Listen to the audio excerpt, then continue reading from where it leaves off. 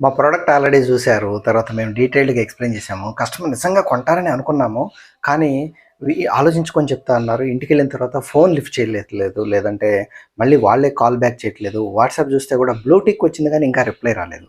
ఇలాంటి స్ట్రగుల్ మీరవుతున్నట్టయితే మీరు ఆల్రెడీ మీ ప్రొడక్ట్‌కి సంబంధించి మీరిచ్చే వాళ్ళు మీకు ఏదైతే అమౌంట్ వస్తదో ఆ అమౌంట్ యొక్క వాల్యూ కంటే కూడా మీ ప్రొడక్ట్ ద్వారా వాళ్ళకొచ్చే లాభం ఎక్కువ అని ఎస్టాబ్లిష్ చేయటం మిస్ అయ్యుండొచ్చు.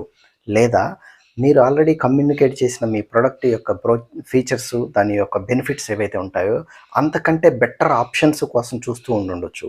తర్వాత మీరు ప్రొడక్ట్ కొంటారా వద్దా అన్నదానికంటే వాళ్ళు యాక్చువల్‌గా ఏ సిట్యుయేషన్‌లో ఉన్నారు అనే దాని మీద క్వెషన్‌లు అడగకుండా ఫాలో అప్ చేస్తూ ఉండుండొచ్చు. ఈ మిస్టేక్స్ చేయకుండా ప్రయత్నం చేయండి.